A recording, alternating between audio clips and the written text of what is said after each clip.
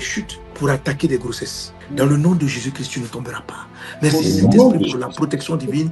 Merci Saint-Esprit. Et je voudrais encourager vous tous qui suivez cette portion à la donner, partager à toutes les personnes enceintes que vous connaissez, qui vont écouter, qui vont prier afin d'éloigner le dragon de leur grossesse, de leur enfant.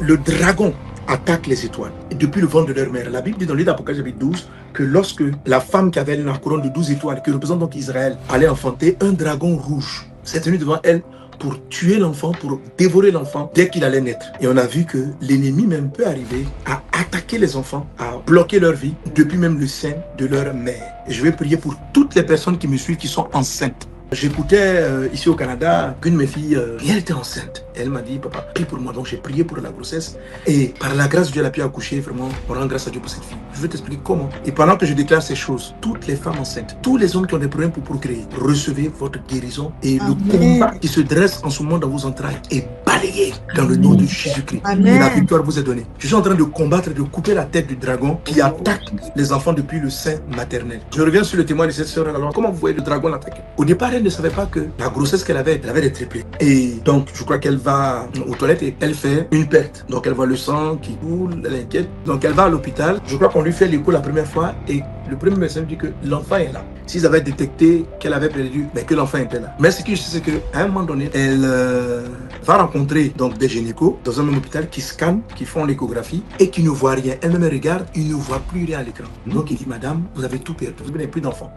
Il n'y a plus rien. Ils disent qu'il n'y a plus rien. Donc, ils vont lui faire maintenant le curettage. Ils vont carrément la vider parce qu'il n'y a plus d'enfant à sauver. Elle a perdu la grossesse. Elle dit, pendant qu'elle est couchée, le Seigneur vient lui parler. Il dit, lève-toi maintenant de ce lit. Lève-toi maintenant. Et Dieu lui accorde une force particulière. Donc, elle débranche les perfusions et tout ce qu'on a branché sur elle. Et puis, c'est comme si Dieu lui dit d'aller voir son gynéco. Donc, c'est dans le même hôpital. Le gynéco est au 6e. Elle va voir le gynéco. Elle dit au gynéco, mais je ne comprends pas. Les médecins, là, on voulait me faire l'intervention, disent qu'ils ne voient plus l'enfant. Donc, le gynéco aussi, après, il lui fait une autre écho. Et dès qu'il fait l'écho, on voit l'enfant en train d'uriner dans le ventre. Et puis donc le médecin lui dit, mais l'enfant est bien là, il est bien là, il est bien portant, tout va bien. Wow.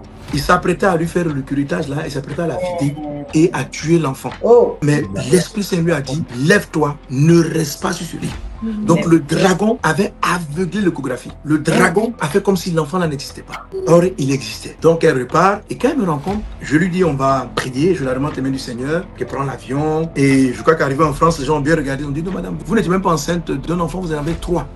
Hey. Aucun médecin dans cet hôpital au Canada n'avait détecté qu'il y avait même le triplé. Alors au moment de l'accouchement, alors là regarde comment le dragon peut attaquer. Quand elle a dit ça, on était tous choqués.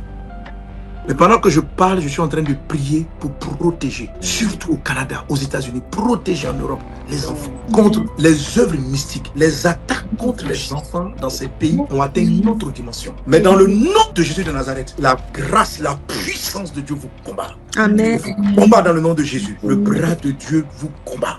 Nous sommes dans un pays où le dragon, comme du temps de Jésus, a fait tuer tous les enfants à la recherche de Jésus-Christ. Nous sommes dans un combat comme du temps de Moïse, où l'arrivée de l'étoile de Moïse a amené le dragon à faire tuer tous les enfants mâles. C'est ce qui va se passer donc pour cet enfant. Alors, l'enfant naît, mais avec toutes les difficultés, l'enfant a une malformation, un problème au niveau cardiaque. Donc, on doit l'opérer. Et pour pouvoir intervenir sur l'enfant, je crois que la fille doit avoir 4 jours, pour pouvoir faire l'intervention, ils ont fait signer à la maman une forme de décharge avec des contrats, voilà.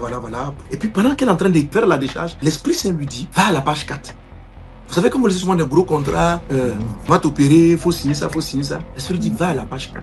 Vous savez, la manière dont la fille agit comme ça, c'est parce que l'onction prophétique est sur elle. Ça, c'est l'onction prophétique qui fait ça. C'est l'onction prophétique. La Bible dit, dans le livre de Osée, par un prophète, Dieu a fait sortir Israël de l'Égypte. Et par un prophète, il a amené à saisir son héritage. Par le prophétique. L'onction prophétique qui est en train de venir sur toi. Et cette puissance-là, par laquelle Dieu brise. Pourquoi le prophétique? Le don prophétique permet à Dieu de vous montrer là où se trouve Satan. Qu'est-ce qu'il a placé? Quels sont les poissons? Et à l'instant où je prie, ô Dieu des cieux, merci pour les yeux des prophètes. Merci pour l'entendement des prophètes. Merci pour la puissante déclaration des prophètes. Au nom de Jésus-Christ de Nazareth. Amen. Alors, lorsqu'elle va à la page 4, ce qu'elle voit dans les consentements, elle signe tout, par l'opérer. Plusieurs pages.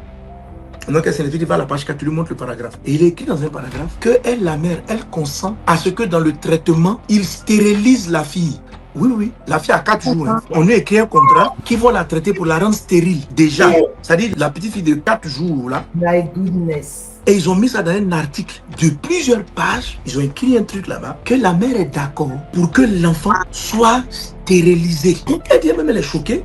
Elle leur pose la question, elle dit, je comprends pas trop ce paragraphe, ça signifie quoi? Est-ce que c'est que genre, le traitement peut à terme stériliser l'enfant? Est-ce que j'accepte? C'est quoi le traitement? Et la personne qui fait l'opération lui dit, on a mis ça pour voir si vous lisez. Je sais pas si on a mis ça pour savoir si vous lisez les contrats. Mon Dieu. Ouais, mais c'est pour ça. Ça, c'est dans un hôpital. Je sais pas si vous imaginez comment le médecin qui est là, à quel niveau de mystique il est. C'est pour dire, genre, si tu ne lisais pas, si tu n'es pas discerné, on allait. Et ça veut dire quoi? Que la mère aurait donné de manière inconsciente. Donc cette fille-là, imagine tout le combat de mère pour pouvoir enfanter. C'est incroyable.